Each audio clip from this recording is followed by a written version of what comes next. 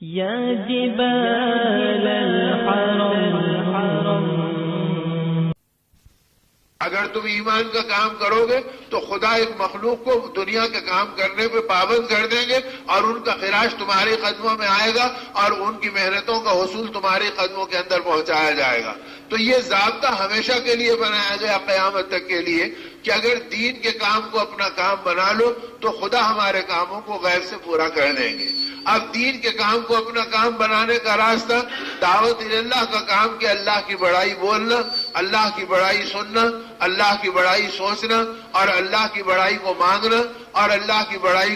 کے مراقب بننا اور اللہ کے بندوں میں اللہ کی بڑائی کو منتقل کرنا. اگر یہ محنت اور یہ مزاج زندگی کے اندر آیا تو اللہ کے غیر سے پھر یہ زندگیاں پاک ہوگی اور ایک اللہ کی ذات عالی کی عظمت و بڑائی دل کی گہرائی کے اندر پہنچے گی. اس کا نتیجہ یہ تھا کہ اب صحابہ کرام کی زندگیاں جب دین کی محنت اور ایمان کی کوششوں میں چل رہی تھی تو ان کے نزدیک مرنا اور جینا برابر ہو گیا تھا، بلکہ موت کو تلاش کرنا اور شہادت کے مواقع کو ڈھونڈنا اور اس کے اندر اپنی زندگیوں کے نذرانوں کو لگانا اور ان کے اندر کسی تاثر سے ان کی زندگیاں اتنی پاک تھی کہ احد کے موقع کے اوپر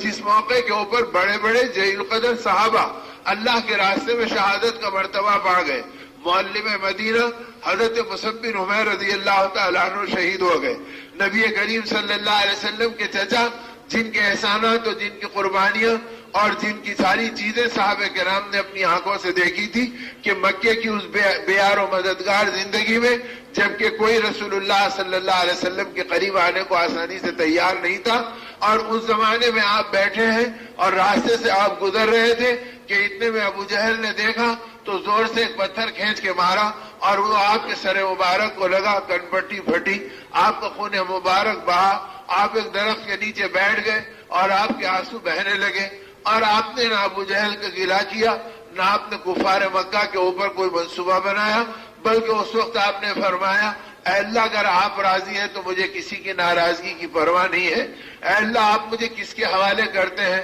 اور میں کیسے بے یار و مددگار اپنی زندگی کو گزار رہا ہوں. یہ مناجات کرتے رہے اور اللہ کی بارگاہ میں اپنا شکوہ پیش کرتے رہے.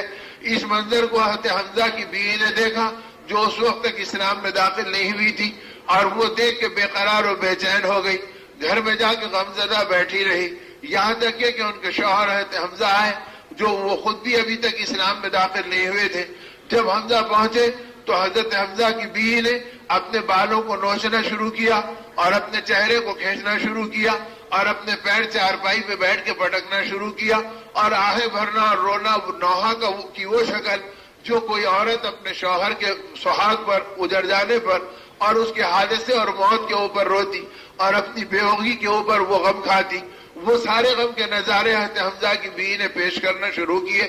حضرت حمزہ نے دیکھا تو فرمایا ارے تجھے کیا ہو گیا؟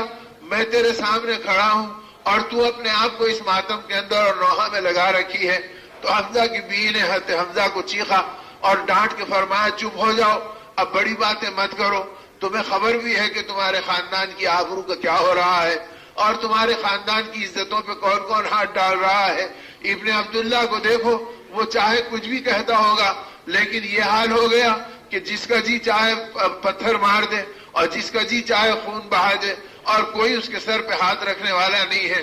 یہ سنتے ہی حمزہ میں اپنی غیرت ابھر گئی اور قومی حمیت ان کی زندگی کے اندر خاندانی جذبہ امٹ کر آ گیا. فرمایا کہاں ہے ابن عبداللہ؟ میں اپنے بھتیجے کو دیکھوں گا. باہر نکل کر تلاش کیا تو ان کو ایک جگہ خون آلود دیکھا. ایک دم بے قرار اٹھے،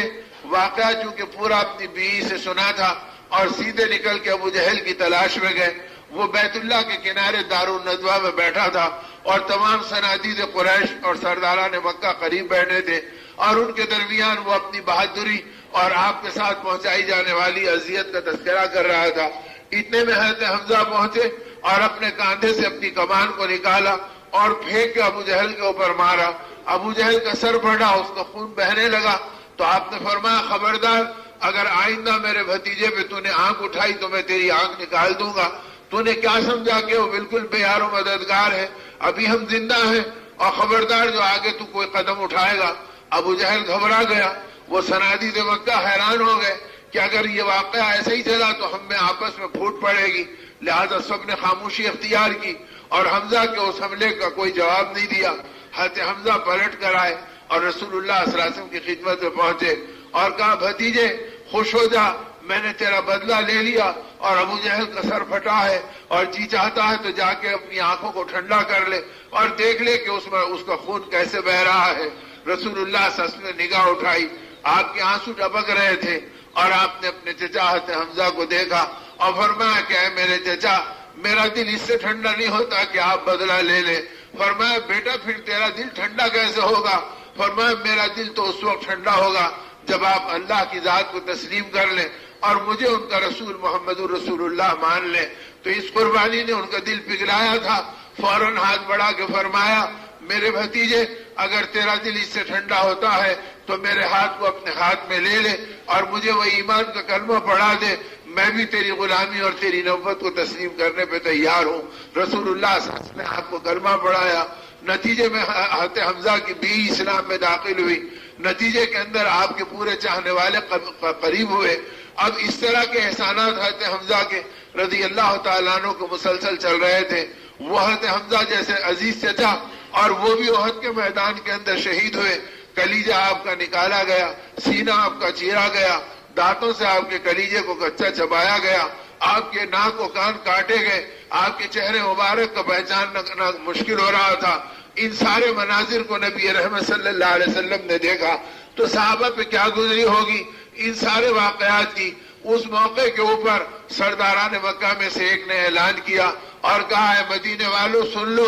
بدر میں ہمارے 70 مارے گئے اور احد میں تمہارے 70 مارے گئے اور بدلہ برابر ہو گیا. تو فوراً حضرت عمر نے بلند آواز سے کہا اس ذات کی قسم جس پہ ہمارا ایمان ہے بدلہ ہرگز برابر نہیں ہوا. اور جب دوبارہ اس نے کہا اے خطاب کے بیٹے عمر تجھے کیا ہو گیا اور تیری بوکھلاہٹ کہاں تک بڑھ گئی؟ کیا تو 70 کا معمولی حصہ نہیں جانتا جسے عرب کا بچہ بچہ پہچانتا ہے اور کہہ رہے کہ جو ہے بدلہ برابر نہیں ہوا. آپ نے پھر قسم کھا کے کہا کہ میں اعلان کرتا ہوں کہ بدلہ برابر نہیں ہوا. پھر فرمایا سن لو, جن کو ہم نے مارا وہ جہنم میں گئے اور جن کو تم نے مارا وہ جنت میں گئے, اور جنت میں جانے والے اور جہنم میں جانے والے برابر نہیں ہو سکتے. تو گویا جب داعی کی دعوت اور اس کا ایمان کا کمال اور صفات زندگی بنی تھی تو شہادت کے ایسے عظیم مناظر بھی ان کے قلوب کو متاثر کرنے والے نہیں تھے, بلکہ ان حالات کے اندر بھی وہ جنت کی لذتوں کو لیتے تھے. وہ شہادت کے مرتبے اور عزتوں پہ رش کرتے تھے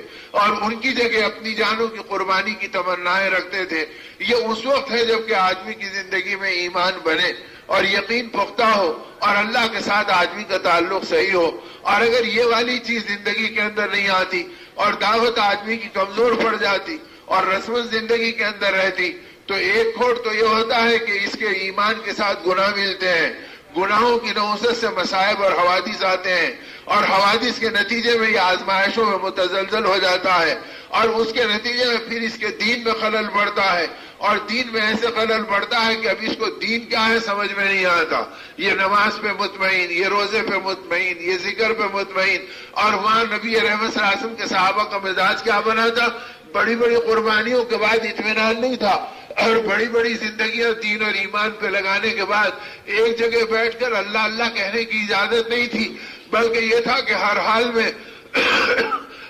میں اللہ کے دین کا کام کرو اور ایمان کی محنتوں میں اپنی جان چھڑکو اور آخرت والی فکروں میں اپنی زندگیوں کو چلاؤ. انہی محنتوں کو عنوان بنا کر پھر یہ اپنے آپ کو چلاتے رہے اور انہی فکروں کے اوپر وہ اپنی زندگیوں کو اٹھاتے رہے اور اس پر اللہ پاک کی پھر غیبی مددیں ان کے ساتھ آتی رہی. پھر حالات عالم پلٹے اور آگ کے فرشوں پہ لیٹنے والوں کی زندگیوں کا حال یہ بنا کہ پھر زمانے کی شہزادیاں ان کی باندیاں بنائی گئی اور ان کی خدمت اور بستروں کے بچھانے کے لیے معمور کی گئی. یہ ساری چیزوں کو پلٹاوا اس وقت ہے جبکہ اللہ کی مددوں کو لینے کے لیے امت کا ایک طبقہ دعوت کو اپنا کام بنا لے اور دین کی ان محنتوں پر اپنی جان و مال کے چھڑکنے کے راستے پر اپنے آپ کو چلا دے اور یہ طے کر لے کہ وہ دعوت کا ایک کام ہے کہ جس کے نتیجے کے اندر دین کے ہر شعبے کو پانی ملے گا اور ہر راستے کے اندر اللہ دین کی حفاظت کے اسباب بنائیں گے. اور دعوت ٹوٹتی تو پھر ایمان پہ زد آتی, ایمان پہ زد آتی تو پھر اعمال میں شک پیدا ہوتا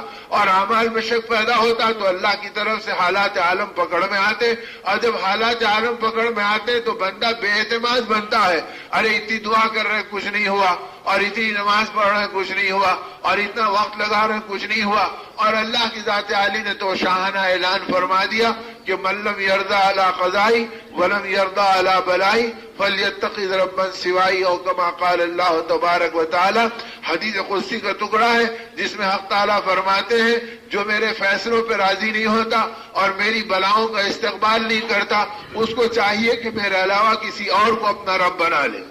اگر میں اس کا رب ہوں تو پھر میرے راستے پر چلے. میں حاکم ہوں تو میرا ہر حکم خیر ہے، اور میں حکیم ہوں تو میں اپنے حکم میں اپنی حکمت اور مشیت رکھتا ہوں تاکہ میرے بندے میری مددوں کا مستحق بنے اور میرے راستے پہ چل کر میری غیبی تائیدوں کو حاصل کرنے والے بنے. تو اسی لیے میرے دوستوں اور میرے بزرگوں، حالات امت میں مختلف زمانوں میں آئے، اور جب بھی آئے یہ حالات آدمی کو اعمال کی طرف متوجہ کرنے کا سبب بنے. اور جب بھی امت اعمال کی طرف متوجہ ہوئی اور ایمان کی محنتوں کو اپنا کام بنا کر چلنے لگی تو نتیجے کے اندر اللہ کی غیبی مددیں آنے لگی. اور جب بھی غیبی مددیں آئیں تو دیکھتے دیکھتے اس امت کے حالات بدل گئے. بقول حضرت مولانا عمران خان صاحب رحمۃ اللہ علیہ کے کہ نہ کبھی تم اکثریت میں تھے، نہ کبھی تم اکثریت میں ہیں، نہ کبھی تم اکثریت میں ہوں گے. ہمیشہ اللہ پاک تمہیں اقلیت میں غالب کیا، اور تھوڑے رہنے پر ہی اللہ رب العزت نے تم کو غالب بنایا، بشرطے کہ تمہاری زندگی میں ایمان و اعمال کی محنتیں ہو.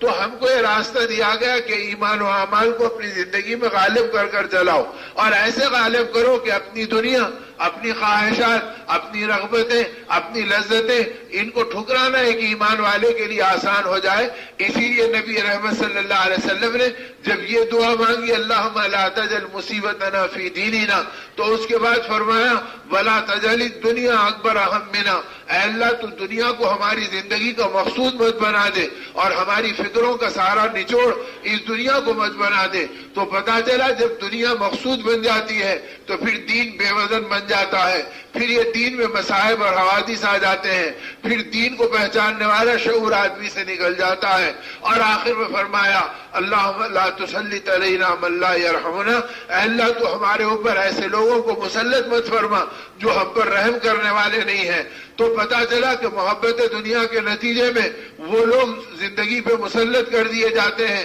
جن کے سینوں سے رحم کھینچ لیا جاتا ہے، اور ان کی زندگی ہمارے ایمان کے لیے آزمائش بن جاتی ہے. اس لیے صحابہ کرام رضوان اللہ علیہ اجمعین کا مبارک طبقہ ہمیشہ اپنے اعمال کو ٹٹولتا رہا، اور نبی رحمت صلی اللہ علیہ وسلم امت کو اعمال کے اوپر لگاتے رہے، اور دعوت والی فکروں پر اس امت کو کھڑا کرتے رہے کہ یہ امت دعوت کے کام کو اپنا کام بنا کر کرتی رہے، اور دعوت کی محنت میں اپنی حفاظت سمجھتی رہے. اب اس سے بڑھ کر نازک موقع امت پر کبھی آیا نہ قیامت تک کبھی آئے گا کہ اللہ کے نبی، دو جہاں کے سردار، رحمت عالم صلی اللہ علیہ وسلم دنیا سے پردہ فرمائے ہیں. امت پہ کیا غم ہوگا کہ جس امت کا حال یہ تھا وہ اپنی اولاد کو، اپنی جان کو، اپنی تمام تمناؤں کو آپ پہ نثار کرنے کے لیے گویا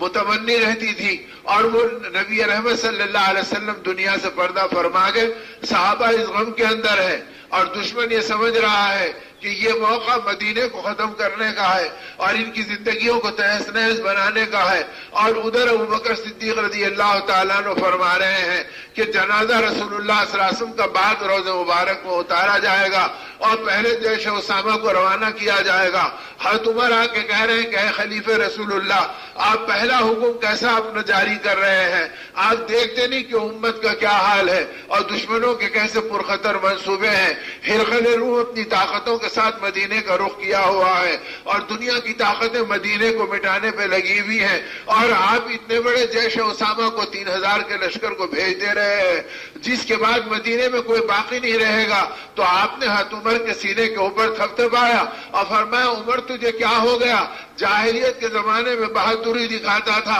اور ایمان کے زمانے میں بزدلی بتلا رہا ہے. خبردار اپنی زبان کو بند کر لے. نبی کا فیصلہ فیصلہ ہے، اس کے اندر تبدیلی کر دینا ابو بکر کی بات نہیں ہے. یہ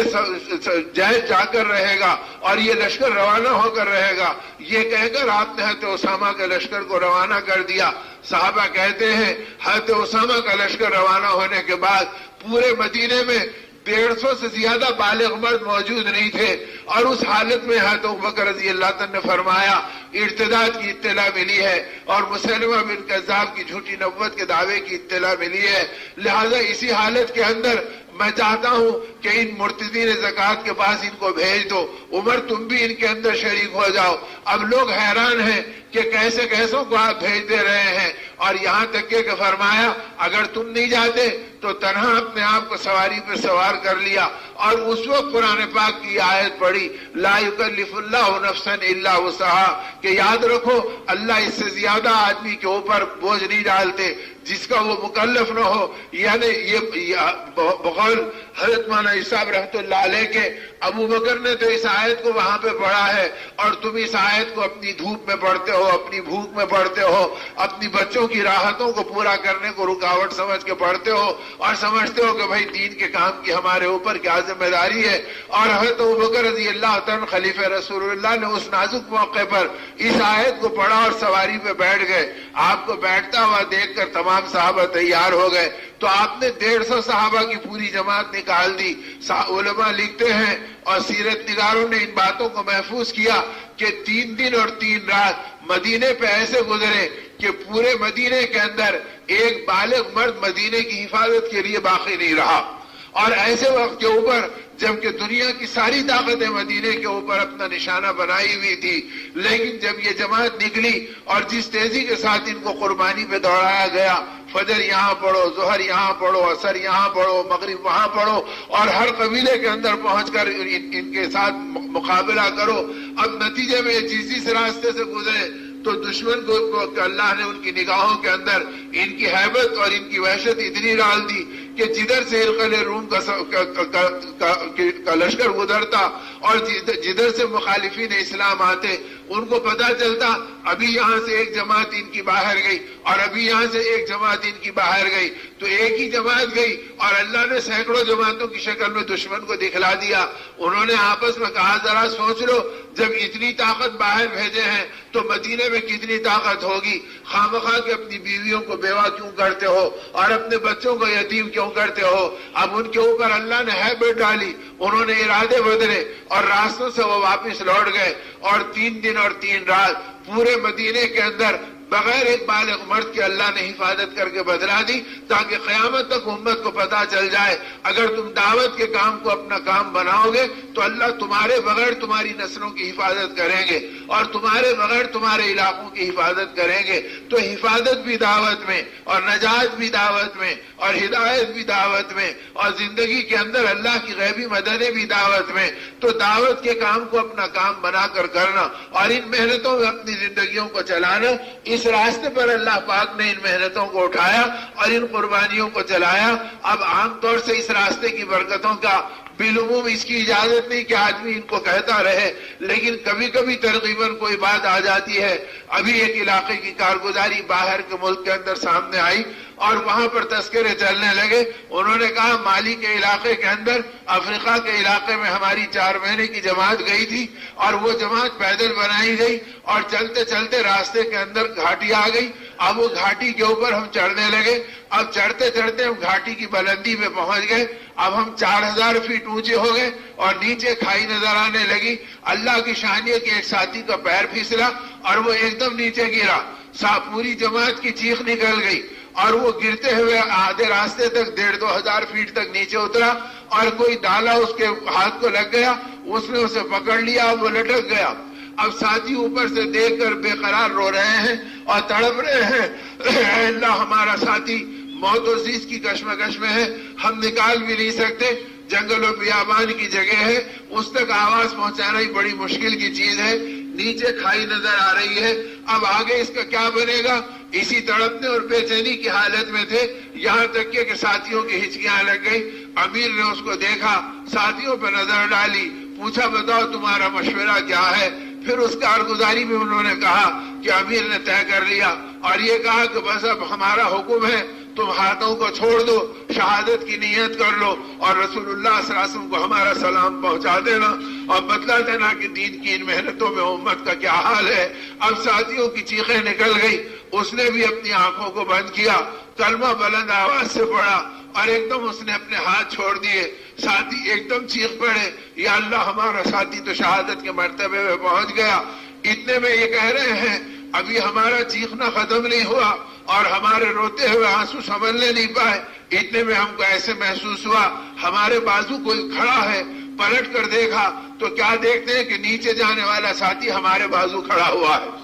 ہم اسے دیکھ کے لپٹ گئے اور ہم نے روتے ہوئے ہماری چیخیں نکل گئی اور ہم نے کہا کہ اللہ نے تمہیں یہاں پہنچا دیا۔ کہا مجھے کچھ پتا نہیں، میں نے امیر کی اطاعت میں شہادت کی نیت سے ہاتھ چھوڑے، پہلے نیچے جاتے ہوئے محسوس ہوا، ایک دم ایسے معلوم ہوا کہ کوئی طاقت مجھے اوپر اٹھا رہی ہے، آنکھ کھلی تو میں تمہارے بازو اپنے آپ کو پا رہا ہوں۔ تو میرے دوستوں اور میرے بزرگوں، یہ اللہ کی وہ غیبی مددیں ہیں جو اللہ آج بھی اپنی قدرت سے دکھا رہے ہیں، اور بقول حضرت مولانا صاحب رحمۃ اللہ علیہ کے اللہ قیامت تک اپنی قدرت کو دکھائیں گے اور اپنی نصرت کو بتلائیں گے۔ اللہ بدلے نہیں، ان کی قدرت میں کمی آئی نہیں۔ ضرورت اس کی ہے کہ دعوت کو اپنا کام بنایا جائے اور ایمان کی محنتوں میں اپنی زندگیوں کو جھونکا جائے اور یہ طے کیا جائے کہ اللہ کے دین کا کام ہمارا کام بنے اور ایمان کی محنتوں میں ہماری جان لگے، اور انہی فکروں کو ہم صبح اور شام اپنی زندگی کا ذوق بنائیں اور اسی کے اندر ہم اپنے آپ کو چلانے والے بنے۔ اس لیے کہ اس سے محبوب ترین کوئی اور عمل نہیں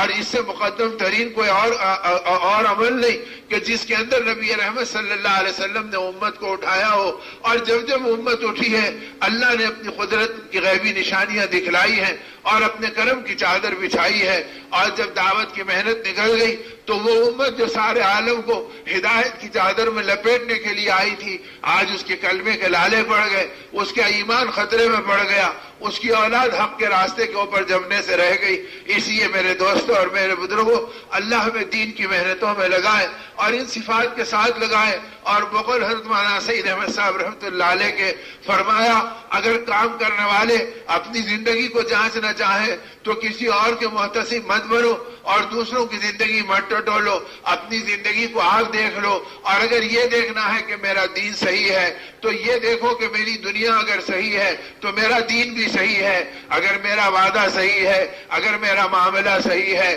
اگر میری نگاہ صحیح ہے، اگر میرے خیالات رال نہیں ٹپکاتے، میرے جذبات دنیا کے اوپر نہیں اتراتے، تو اس کا مطلب یہ کہ اگر میری دنیا صحیح ہے تو میرا دین بھی صحیح ہے، میری اولاد بھی صحیح ہے، میرے گھرانے بھی صحیح راستے پہ چلیں گے۔ اور اگر ہماری اپنی زندگی میں دین کھوکھلا ہوگا تو ہمارے گھرانوں میں نفاق پلے گا، ہماری اولاد دین کی باغی بنے گی، ہماری عورتیں ایمان کا مذاق اڑائیں گی، اور ہماری زندگی بے وزن بن جائے گی اور ہماری دعائیں بے جان بن جائے گی۔ اس لیے اگر اپنی زندگیوں کو بنانا ہے اور اپنی زندگیوں کو سنوارنا ہے تو اس کا راستہ صرف اور صرف دعوت اللہ کی محنتیں ہیں اور ایمان کی اس پکار پر لبیک کہنا ہے اور اللہ کے راستے کی اس نقل و حرکت کو اپنانا ہے۔ اب تو اللہ پاک نے ان کاموں کی حقانیت کو اتنا بڑھا دیا اور اتنا پھیلا دیا کہ وہ ائمہ حرم جو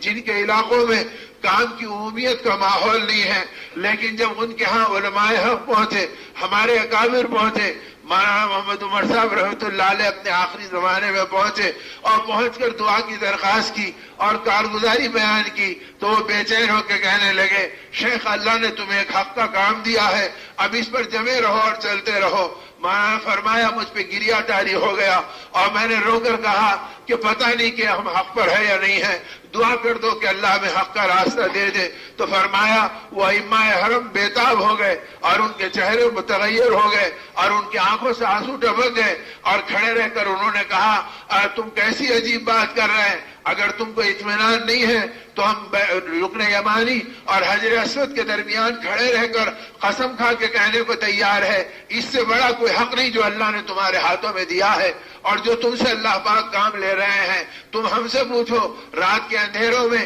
یہ نوجوان نسل سعودی ہمارے پاس آ رہی ہے اور 2-2 بجے رات کو ہمارے دروازوں پہ پہنچ رہی ہے، اور جب ہم دروازہ کھول رہے ہیں تو ہچکیوں میں ڈوبی ہوئی ہے اور پوچھ رہی کہ اس گناہ کا کفارہ بتاؤ، اس غلطی کا مداوع بتاؤ اور توبہ کا راستہ بتلاؤ۔ ہم حیران تھے کہ حکومت جس سے مایوس ہو گئی، خاندان جن سے بے بس ہو گئے، اور آج وہ 2 بجے رات کو توبہ کا راستہ پوچھ رہے ہیں اور حق کے بارے میں کفارہ پوچھ رہے ہیں۔ جب ان سے کہا کہ یہ احساس کہاں پیدا ہوا، انہوں نے کہا کہ دعوت اللہ کے راستے میں نکلے تھے، اللہ نے ہمارے دل کی دنیا کو بدلا ہے اور ایمان کی یہ برکتیں دی ہے۔ تو میرے دوستوں اور میرے بزرگوں، اللہ غیبی راستوں سے اس کام کی عظمتیں اور اقدار بتلا رہے ہیں اور اس کی اہمیت کو اللہ اپنی قدرت سے دکھلا رہے ہیں۔ بلکہ اس سے آگے کی بات، مدینہ طیبہ میں ابھی بھی وہ استاد حدیث موجود ہیں، شیخ ابو بکر جابر الجزائری، جن کے درس حدیث کے اندر 400 عرب علماء آ کے بیٹھتے ہیں اور روزانہ مغرب تا عشاء